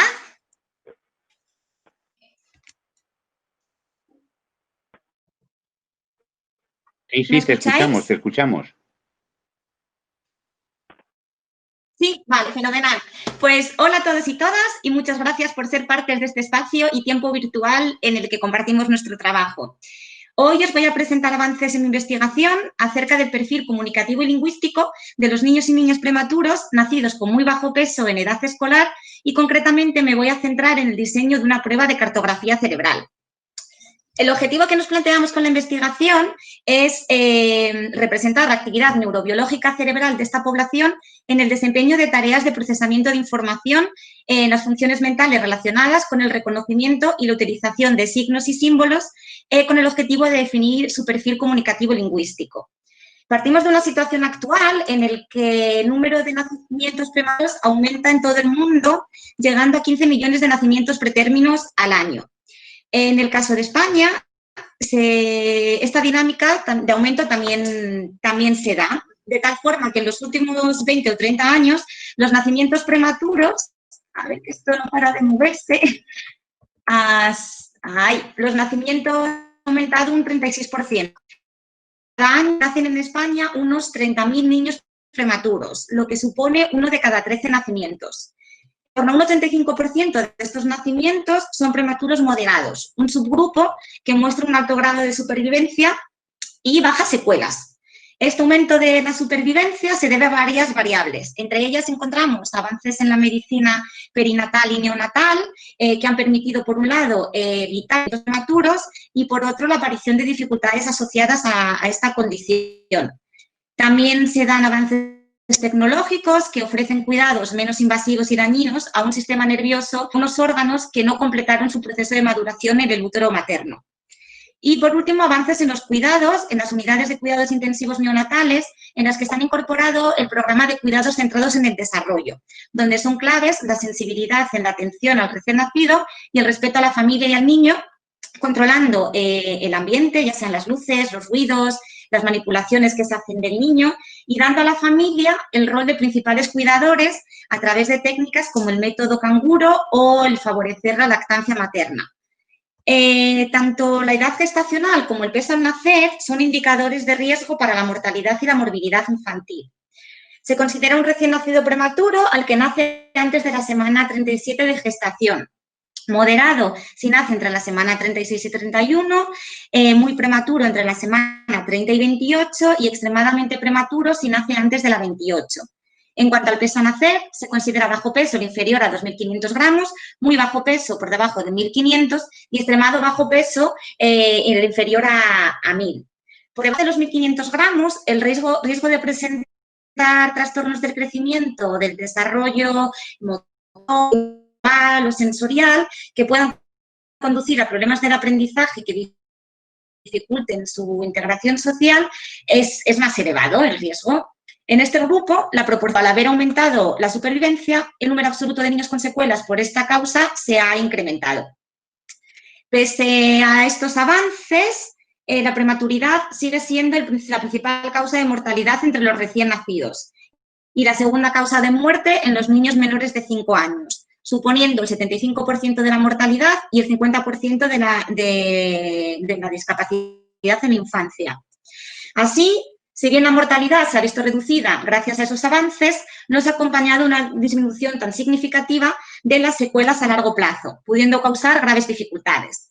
De esta forma, a menor edad gestacional y peso al nacer, se da un mayor riesgo de sufrir alteraciones en la estructura y funcionamiento cerebral, ya que, por un lado, el nacimiento antes de término interrumpe el desarrollo del sistema nervioso central en un momento en el que el sistema nervioso crece de forma muy rápida y es muy vulnerable. Y, por otro, el desarrollo cerebral tiene que realizarse fuera del entorno intrauterino ideal, en un entorno con múltiples estímulos ambientales inesperados, incluso nocivos. El nacimiento prematuro está asociado a la aparición de diferentes problemas médicos neonatales, como pueden ser respiratorios, como la displasia broncopulmonar, neurológicos, como la hemorragia intraventricular, digestivos o infecciosos, que pueden influir en la aparición de morbilidad mayor, como parálisis cerebral, retinopatía de la prematuridad o hipoacusia, que suelen ser detectados en los 2 primeros años de vida, pero también se asocia a otras discapacidades que se manifiestan más tardíamente y que pueden dificultar el aprendizaje o llevar al fracaso escolar, como pueden ser una menor puntuación en los procesos cognitivos, dificultades en el procesamiento complejo del lenguaje, déficit de atención, dificultades de aprendizaje y otros trastornos conductuales. Centrándonos en el objeto de estudio de esta investigación, la literatura actual apunta a dificultades de la población de recién nacidos de bajo peso en diferentes habilidades lingüísticas, como pueden ser en la discriminación fonológica, en las producciones prelingüísticas, en el repertorio léxico, en la comprensión y en el discurso narrativo. Cualquier dificultad en el desarrollo y adquisición de estas habilidades puede llevar a problemas en el acceso a la lectoescritura y todo ello puede conllevar fracaso escolar. Entendemos entonces el lenguaje como una función mental superior en la que se dan diferentes procesos cognitivos, tanto para la recepción como para la integración y la producción, y que está relacionada con otras funciones mentales como la atención, la percepción, las funciones relacionadas con el encadenamiento de movimientos, la memoria de trabajo o la velocidad de procesamiento. En el procesamiento del lenguaje participan una serie de procesos cognitivos a distintos niveles que implican varias áreas cerebrales y redes neuronales, que han de desarrollarse y coordinarse adecuadamente para alcanzar funciones mentales integradoras más complejas como son leer o escribir. El desarrollo cerebral y las posibles lesiones asociadas a la prematuridad pueden modificar la estructura o funcionamiento de las regiones responsables de los procesamientos lingüísticos y conllevar a déficits en el procesamiento de la información. Dada la importancia de conocer cómo es la actividad cerebral para esos procesos cognitivos, se crearon las técnicas de electroencefalografía, las cuales permiten el registro de la actividad eléctrica de conjuntos de neuronas en el cuero cabelludo que reflejan la actividad cortical y que ofrecen la posibilidad de someter a análisis fisiológico los mecanismos cerebrales subyacentes a procesos cognitivos. A través del Sistema Internacional de Colocación de Electrodos, el sistema 1020, se sitúan los diferentes electrodos sobre el cuero cabelludo para poder comparar los datos obtenidos de las diversas áreas y hemisferios cerebrales sobre los que se registra la actividad cerebral. Dentro de estas técnicas, los potenciales o eventos relacionados destacan como un método idóneo para procesos cerebrales en las tareas de lenguaje por su alta sensibilidad y resolución temporal y no invasiva para los participantes, permitiendo identificar y analizar los cambios de voltaje eléctricos producidos de forma no consciente y asociados a la presentación de un estímulo. así información cognitivo. Unos factores que he metido, la latencia, que es el tiempo en milisegundos desde que se presenta un estímulo hasta que alcanza su máxima amplitud, pudiendo ser esta corta, media o larga, y dependiendo de cuándo la onda alcance su máxima amplitud o intensidad, se dan diferentes tipos de procesos. Los procesos cognitivos aparecen de forma más tardía y se relacionan con componentes endógenos, y los procesos sensoriales aparecen antes y se relacionan con procesos exógenos.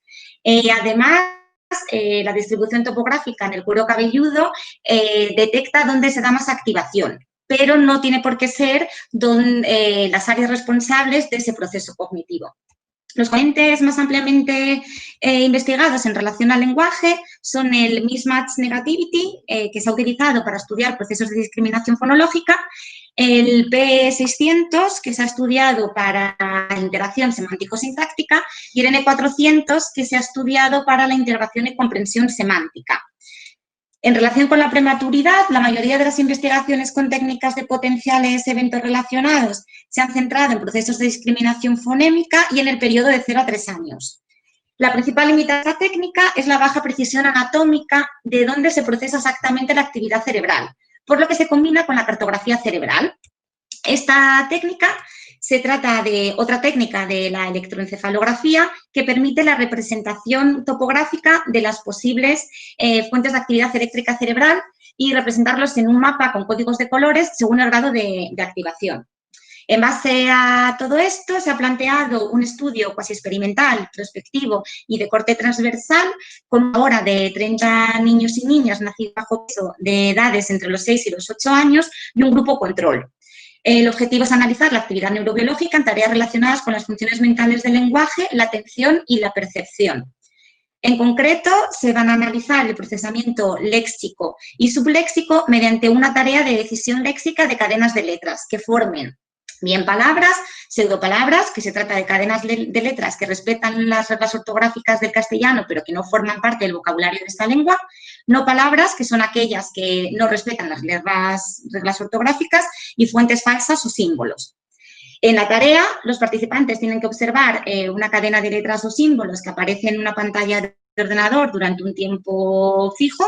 Estas aparecen en letras negras o con fondo blanco. Se da un tiempo de un parón de otros 1500 milisegundos y se muestra otro estímulo diferente en un fondo amarillo, y el objetivo es que los participantes decidan si las palabras que se han presentado en las cadenas de símbolos son iguales o no.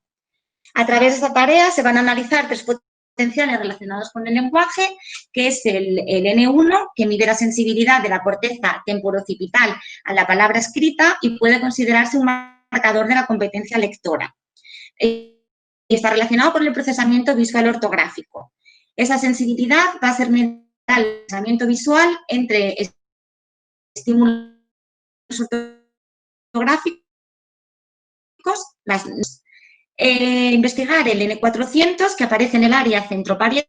Se va a analizar el efecto de acceso léxico-semántico a través de una tarea de contraste entre palabras ortográficamente familiares y no familiares, que es las pseudopalabras, lo que dará información sobre la familiaridad de los participantes con representaciones ortográficas, además de conocer los procesos fonológicos a través de la aplicación de reglas de correspondencia grafema-fonema para detectar las pseudopalabras. Por último, se va a analizar el componente LPC, o Late Positive Complex, el cual se distribuye sobre el área también centroparietal de la corteza y parece estar relacionado con la memoria de reconocimiento. A través de la tarea de decisión léxica entre pseudopalabras y no palabras, se va a medir el efecto de regularidad ortográfica y el acceso al léxico fonológico. A través de un casco de 32 electrodos conectado a un amplificador y al hardware de recogida de la actividad eléctrica, se registrará esta actividad cerebral para cada uno de los componentes, y a través de la técnica de electroencefalografía cuantitativa, hará un mapa mental de las zonas de actividad eléctrica en estos procesamientos léxicos y subléxicos. Aún estamos en la fase de recogida de datos, por lo que no puedo anticipar resultados, pero con los registros obtenidos se analizarán comparando la variación de amplitud media y la latencia de los componentes de los potenciales que se van a investigar para cada efecto y el tiempo de reacción para cada una de las tareas. Se estudiará la actividad neurofisiológica en las distintas áreas cerebrales, de tal forma que se analicen los cambios que tienen en el cerebro durante las tareas de procesamiento cognitivo, así como determinar qué áreas y redes están comprometidas en relación con el grupo normativo. Algunas de las hipótesis que nos planteamos es que se darán diferencias en la actividad eléctrica en tareas, en tareas de procesamiento léxico y subléxico con un menor grado de activación en los componentes que se van a estudiar relacionados con el procesamiento visual ortográfico, el de acceso al léxico ortográfico y el de acceso al léxico fonológico, así como tiempos de reacción más amplios. Los datos obtenidos a través de estas técnicas se pondrán en relación con las herramientas de recogida, como la escala de inteligencia para niños, con la que se evaluará la inteligencia con un cociente intelectual total y sus componentes de comprensión verbal, razonamiento perceptivo, trabajo y velocidad de procesamiento, estableciendo correlatos entre el procesamiento de la información en funciones mentales específicas en los prematuros de muy bajo peso. También se va a relacionar con el historial educativo para analizar el rendimiento educativo y poder describir información relacionada con los indicadores y resultados del rendimiento, como la tasa de idoneidad en el curso escolar frente al alumnado repetidor, las medidas de atención a la diversidad o la modalidad de escolarización. Y se van a relacionar también con el análisis de las historias clínicas de la muestra, de los que se extraerán los datos relativos a las variables biomédicas. Con estos datos se escribirán los resultados y relaciones para lograr identificar en la adquisición de la lectura. Se puede también describir la distribución del cociente de inteligencia, estudiar el rendimiento educativo a los 6, 7 y 8 años de edad e identificar los factores de riesgo biomédicos más importantes durante el neonatal y su posible incidencia en el aprendizaje de los niños y las niñas. Conocer los factores de riesgo y las dificultades que estos niños tendrán que enfrentar a lo largo de su vida, intervenir lo más tempranamente posible, así como multidisciplinarmente, lo que beneficia tanto al bienestar de los niños como a la atención educativa, previniendo el fracaso escolar devenido de estas. Y con esto finalizo la presentación. Dejo de compartir, a ver si quiere funcionar. Muy bien, muchas gracias, Nuria, por la presentación un poquito accidentada. Hemos escuchado bien, no te veíamos mientras te hemos escuchado a medias y no te hemos visto. Pero bueno, supongo que es problemas de conexión que son propios de este tipo de actividades novedosas para todos. Muy bien, pues entonces vamos a entrar en el turno de preguntas. Tenemos muy poquito tiempo para preguntas, pero puede haber alguna pregunta. Si alguien quiere preguntar alguna cuestión.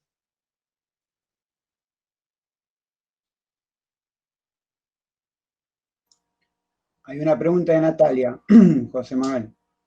A ver, Natalia dice, felicidades por tu trabajo, no sé si es porque se ha cortado el sonido. La pregunta es, ¿cuál es tu hipótesis fundamental? Pues, según los estudios, los niños prematuros, ahora el índice de supervivencia ha aumentado bastante y antes atendía mucho a los niños de 0 a 2 años, que era cuando las dificultades más graves podrían aparecer y se desatendía un poquito más adelante.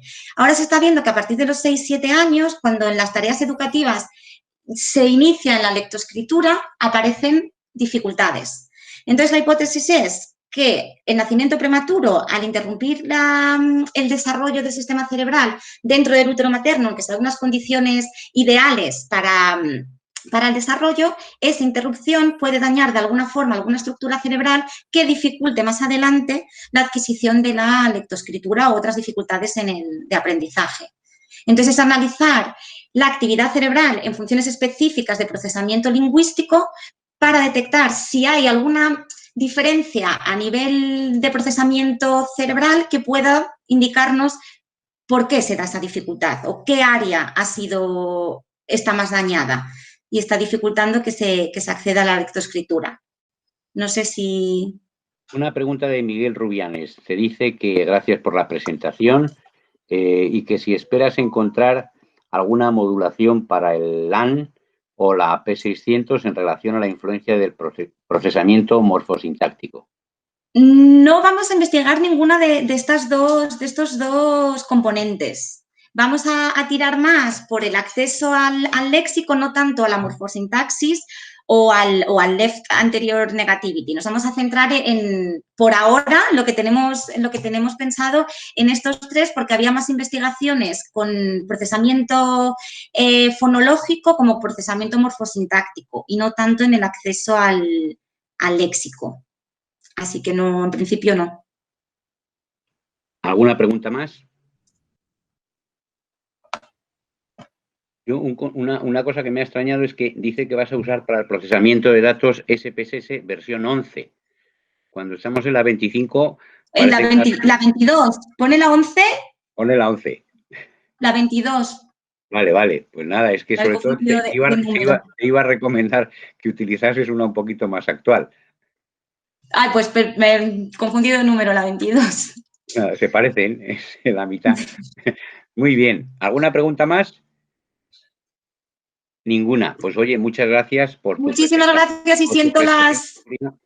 Y no te preocupes que esto es normal. Muchas gracias. Vamos con la siguiente presentación. Ahora he perdido yo la otra conexión que tenía y que corresponde a Juan Antonio Sánchez Garrido, la geografía olvidada en la ESO. Adelante, Juan Antonio. Juan Antonio, ¿estás por ahí? ¿Se me escucha? Se escucha, sí. Como ¿Se me escucha? ¿Se te escucha? Sí, perfectamente. ¿Se escucha algo? Vale, sí. Por la característica de la cuestión, la idea es que tengo un vídeo que he hecho, entonces ese vídeo es ese. Ya. Entonces, simplemente decir que vamos a escucharlo y ya está, ¿no? Siempre es preferible, Juan Antonio, la presentación con PowerPoint porque así podemos escucharte hablando en directo y haciéndonos tú la presentación y luego poderte preguntar también en directo. Pero si no lo tienes preparado así y cuesta mucho trabajo lo otro, pues vamos a lo otro. ¿Tienes cámara? Sí. Vale. Sí, tenemos nosotros... Entonces, es que tengo una conexión muy mala. Ya. Entonces, mucho peor incluso que la anterior chica. Entonces, yo creo que es mejor que se vea el vídeo. Yo creo que por eso lo mandé de alguna manera, ¿no? Porque es más fácil hacerlo en directo, ¿no? Pero lo mandé por eso. Yo creo que es mejor verlo y después, si acaso, pues respondo las preguntas antes de sin vídeo, ¿no? Venga, adelante. Sí, le parece, vamos. Sí, si no hay otro camino, adelante. Sí, ¿estáis viendo el vídeo? Estoy intentando compartir el vídeo con vosotras. ¿Lo estáis viendo? El vídeo lo estamos viendo. No estamos viendo que funcione, pero estamos viendo que pone UCM de 2020, la geografía olvidada en la ESO, Juan Antonio Garrido. Y ahora hasta le vemos a él hablando, pero no le oímos. Soy Juan Antonio Sánchez Garrido. ¿Ahora le estáis escuchando? Sí, ahora sí. Sí. La presentación, vídeo sobre esta comunicación que he presentado. Conecta. Como pueden ver, la geografía olvidada en la ESO. Porque entra dentro de una tesis doctoral en donde se trata de revalorizar la asignatura de la geografía en la ESO por muchas razones, ¿no? Y por eso lo he titulado La geografía olvidada. Porque en la mayoría de los institutos, colegios en España, en general, salvo que sea un profesor muy apasionado por la geografía, lo normal es que lo den los profesores de historia. No es que esté mal, pero ¿qué es lo que pasa? Que se tiende a olvidar esa asignatura de geografía como un añadido a la historia en donde no está mal, hay que aprender cosas, tal, pero sobre todo en plan memorístico, ¿no? O sea que yo creo que es un asunto más de la formación de los profesores que de los propios alumnos, que en cuanto conocen un poquito de geografía se dan cuenta de lo interesante que es, de lo importante que es para la formación del ser humano, ¿no? Y sobre todo en estas edades adolescentes, en donde lo que necesitan es, como vamos a decir, ejemplos de vida, aventuras, etcétera, porque la idea es, como ahora veremos, utilizar las narraciones históricas y actuales, de descubridores, exploradores, sobre todo españoles, sin quitar ninguno más, me refiero a extranjeros, sin quitar ninguna, ingleses, franceses, etcétera, de las épocas históricas en donde se descubrieron los países, se descubrieron los territorios, sin minusvalorar a esas personas, pero sí destacando a los españoles por muchas razones, como diría luego, ¿no?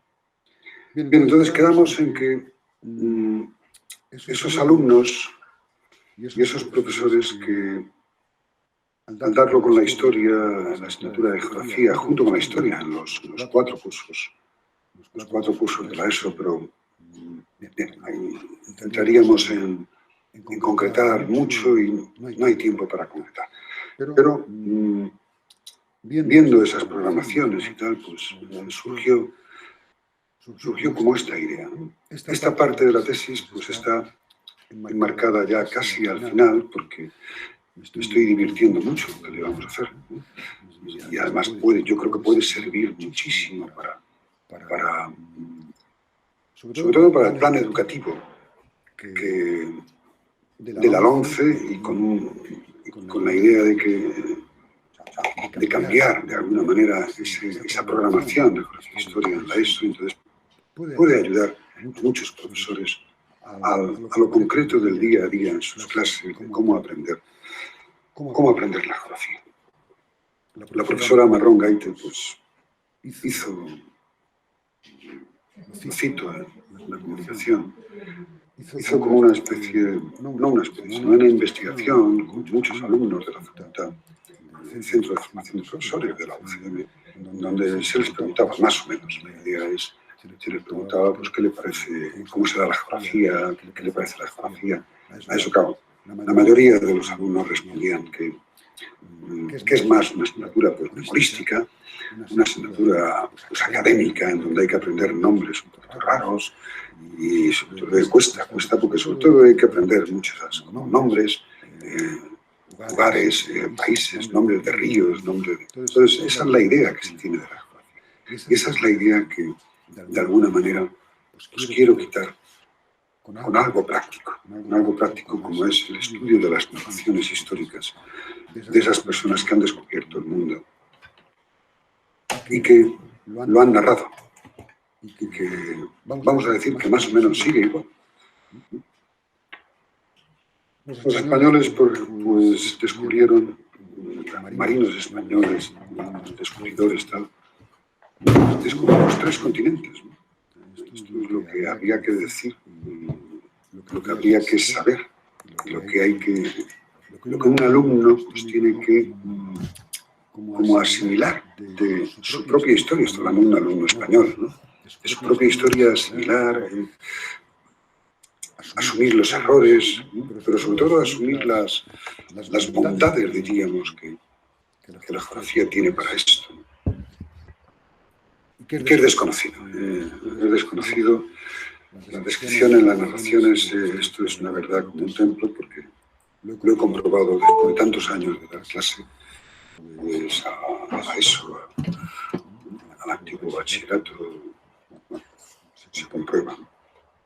Entonces la idea con esta tesis es que, junto con la fotografía, que es algo que la fotografía narrativa, la fotolicitación, pues puede ayudar mucho a los alumnos a comprender la geografía y también a comprender, de paso, la historia, ¿no? Que se estudia junta, ¿no? Que hay temas que se estudian juntas en la ESO. A eso es a lo que vamos. Bien, y después, pues, como estoy haciendo un pequeño resumen de lo que voy a decir en breve, pues conocer la verdad. O sea, conocer la verdad histórica ¿vale? Porque en España se está siempre, sobre todo desde el siglo XVIII hasta nuestros días, pues hay una leyenda negra antiespañola importante, porque la historia la han hecho, fundamentalmente la historia de España, la han hecho los famosos hispanistas, que curiosamente son los ingleses, franceses. Vale, entonces han hecho una historia de España, pues destacando lo malo y ocultando lo bueno, ¿no? Y tergiversando la historia muchas veces sin querer ellos. En el fondo es, bueno, pues esto hicimos y lo vamos a decir pues desde el punto de vista de nuestro país. En cambio, en España, pues no se ha hecho realmente una historia de España no desde el punto de vista de los españoles, sino la verdad. Es lo que la verdad histórica, pues no es. Se puede haber muchas interpretaciones, pero dentro de esas muchas interpretaciones, como los españoles dejábamos todo escrito. Entonces está todo escrito, es cuestión de ir, por ejemplo, al archivo de India y leer. El título de la tesis, una didáctica de la geografía, más o menos resumida, una didáctica de la geografía, de las narraciones de los exploradores, de la fotolicización, pues ya dice mucho de que es una nueva didáctica. Nueva didáctica porque sé más o menos por experiencia, ¿no? Que no se da así. Tampoco hace falta darla así, es como una manera, ¿no? Y entonces lo que hice con el marco teórico de la primera parte de la tesis lo voy a esquematizar en breves. Estudiarlos, ver e investigar los estudios de geografía en la ESO que ha habido durante estos últimos años y en comparación con otros países del mundo, ¿verdad? Después, cómo enfocar de esta manera, en principio, enfocarlo desde la ecopedagogía y desde la Carta de la Tierra, que no me da tiempo ahora a explicar, lógicamente, y por falta de tiempo, pero que sí hay que fundamentar esta geografía en unos estudios de sostenibilidad de la Tierra, porque esto es claramente importante para los alumnos. Como también el aprendizaje de la geografía en la etapa adolescente, pues es algo muy formativo para ellos. Y cómo hay que basar todo esto en la geografía, pues yo la llamo personalista o humanista, por aquello de que lo importante de la persona humana no es los hechos, en el fondo, lo ocurrido. ¿Cuánto más dura el vídeo? Lo importante es cómo ayudar a cada persona humana, ¿no? Y esto puede contribuir mucho a la geografía. Las biografías... Mira, estamos en el minuto 9:47 y tiene 14:57 minutos. Bueno, nos vamos a pasar un poquito del tiempo, pero bueno, yo creo que podemos aguantar. De cada hombre, ¿no? Esto es... Aunque nos comamos un poquito del descanso. La formación de los profesores, como no, pues es una base de marco teórico importante porque si un profesor es un profesor, pues ayudará mucho a los alumnos. Si el profesor es malo, vamos a decirlo, pues no ayudará a los alumnos. Después la narración fotográfica y la fotolicización como un tema muy interesante para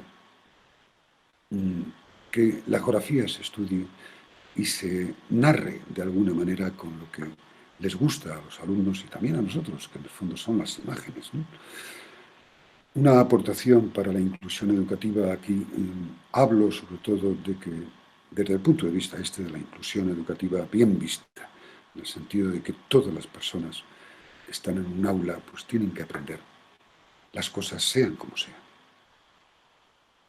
¿Vale? Y en esta introducción que hago a esta parte de la exposición, pues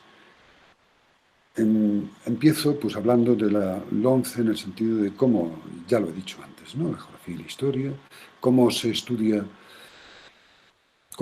los temas de geografía memorísticos, academicistas en el fondo, temas de historia sin relación con la geografía, ¿no? Incluso en la universidad, ¿no? Y esto es un poquito lo grave, ¿no? La percepción de los alumnos, pues ya lo he comentado antes, la asignatura como una asignatura inútil que no vale para nada, simplemente para memorizar nombres. Y aquí lo que es claro es que el profesor lo es todo. ¿Cuáles son los objetivos de este estudio? Pues recuperar esas narraciones históricas de exploradores y descubridores, la importancia de la formación del profesor, la nueva orientación didáctica, ¿no? Esas competencias claves que desde Europa se nos está insistiendo con el tema, ¿vale? Y con el tema de una educación global, ¿no? Todas las competencias claves pues las tocamos todas con este tipo de didáctica. Conocimiento de la historia a través de la geografía y destruir la leyenda negra antiespañola en la medida en que podamos. Además, les gustará mucho a los alumnos, ¿no? Saber esas grandes. Bueno, ¿qué método hemos seguido? Para, pues fundamentalmente la investigación normal, ¿eh? Y la lectura personal, y sobre todo la lectura personal de narraciones. Esa es. Hemos comparado las programaciones de la ESO en España, comparado, bueno, y en general, pues de eso se trata, de unificar de alguna manera lo que se sabe de la geografía, ¿no? Junto con la historia. Y el planteamiento de una propuesta para una geografía del siglo XXI, ¿no? Que no sea una geografía anticuada. ¿Cuáles son los resultados? Y con esto voy terminando, ¿no? Pues el desarrollo de todas las competencias clave, como he dicho, creo que es importante. Ese informe de PISA y la prueba final de tercero de la ESO que dan unos resultados un poquito negativos para España, pues eso es lo que hay que resolver, ¿no? Que la gente tenga unos conocimientos generales buenos. La ignorancia de los conocimientos históricos de los profesores y alumnos, ¿vale? La concepción de España como decadencia, atrasada e inculta, que es lo que llevamos ahí, ¿no? Lo que tenemos. La falta de conocimiento geográfico y la enseñanza activa de la geografía, que es lo que hay que hacer en las aulas. La falta de un método geográfico, ese método geográfico que es localizar, describir, observar, comparar y explicar. No hay aplicación a la vida real de los conceptos geográficos, ¿eh? Ejemplo de los primeros temas en primero de la ESO, lo que se ha hecho es ver algunos temas y narrarlos con este tipo de narración, ¿vale? Y lectura de capítulos de libros, actividades propuestas en lo que he ido haciendo, formación de una biblioteca escolar, los padres, los libros, muy importante el tema de la lectura para este descubrimiento personal del alumno con la ayuda del profesor, ¿eh? Y algunas páginas web muy interesantes y didácticas para aprender geografía e historia que prácticamente, obligatoriamente hay que utilizar. Y las conclusiones pues son esas, ¿no? Aprendizaje de la geografía a través de las narraciones de los exploradores, fomentar la lectura e investigación, la motivación esencial para el proceso de aprendizaje. Y con esto pues termino y muchas gracias por escuchar. Muchas gracias por la presentación. Ha sido un poquito también episódica por el tema de la grabación y del desconocimiento del tiempo y que a veces se oía con eco. Bueno, no pasa nada. No sé si hay alguna pregunta, estamos fuera de tiempo, pero no sé si hay alguna pregunta que queráis hacer en este momento. Yo creo que hay tiempo para una pregunta o dos y terminamos ahí 5 para que tengamos al menos 10 minutos de descanso antes de la siguiente sesión.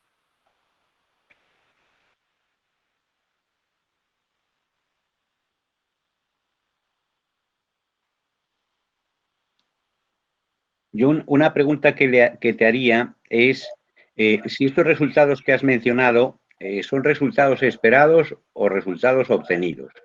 Porque como no se ve muy clara la metodología que vas a seguir, pues tampoco se ve muy claro si esos resultados que pones son los que tú esperas obtener o más bien los que ya has obtenido de alguna manera secuencial. Sí, son resultados que yo espero, o sea, porque en el fondo es una tesis que va sobre cosas conocidas, pero que los profesores no saben. Esto es un poquito la idea, o sea, que más que obtener unos resultados a través de cosas, de parámetros, de, yo qué sé, ¿no? Hacer una especie de miles de encuestas, aunque se han hecho. Yo he hecho, bueno, pues encuestas sobre todo de fotografías para ver cómo creen la foto. O sea, cómo creen que es el estudio de la geografía, si les gusta o no, de esta manera, cosas de esas, ¿no? Pero sobre todo es para demostrar, de alguna manera, que en la ESO se está dando muy mal la geografía. Esa es la idea. O sea, resultados esperados, pero bien, que los quiero decir a todo el mundo, diríamos, ¿no? Comprobarlo. Ya. No sé si te he contestado o no. Sí, más o menos. Más o menos va por ahí. Es que no veo la relación entre los objetivos, por un lado, la metodología y los resultados esperados. ¿Me entiendes? No veo bien la relación de cómo vas a demostrar esto, de estos resultados esperados, si no se ven bien los instrumentos que vas a utilizar para obtener los resultados. Más bien los instrumentos van a ser, porque todavía estoy en una fase intermedia, ¿no? Estoy casi terminando con narraciones, pero sobre todo me queda por hacer como una gran encuesta en España, institutos, colegios, para corroborar lo que yo espero, pero que, bueno, y si al final, ¿qué es lo que pasa? Que al final a lo mejor sale lo contrario. Bueno, pues no pasa nada porque en el fondo me caigo del burro y ya está. Pero como sé que va a dar ese resultado, pues creo que es muy interesante. Pero bien, esa es más bien, una metodología más bien cualitativa más que cuantitativa, de tanto por ciento de gente, sino que es como sensaciones. Y las sensaciones que después de muchos años de dar clase a la ESO, es eso. Es una pregunta que te hace sí. Javier Álvarez es que le gustaría saber, aparte de la metodología a seguir, que ya has contestado un poquito, si vas a hacer cuestionarios por comunidades autónomas, porque quizá depende de las comunidades y de los currículums de esas comunidades. Bueno, en principio no, porque sería muy engorroso y cada comunidad autónoma tiene su política educativa con algunas cosas comunes, pero yo creo que no vale la pena. ¿Lo vas a hacer solo en la Comunidad de Madrid? No, lo voy a hacer de toda España, Ah. comparado también con Europa, con Estados Unidos, Australia y tal, pero no voy a centrarme solamente en la Comunidad de Madrid, voy a hacerlo en toda España, pero no. Van a ser como encuestas a algunas comunidades autónomas, algunos institutos, colegios de algunas. Si fuera en todas sería esto un trabajo de años, como comprenderéis. Pero bien, muchas gracias por la Muy bien, indicación. Juan Antonio, no sé si hay alguna pregunta más. Si no hay más preguntas, damos por terminada la sesión y podéis descansar unos minutitos hasta la siguiente sesión, que es a las 5:15, ¿eh? Muchísimas gracias a todos por vuestra asistencia y muchísimas gracias a los 5 comunicadores por sus excelentes presentaciones, ¿eh? Un abrazo muy fuerte. Muchas gracias. Hasta luego. Damos por terminada la sesión.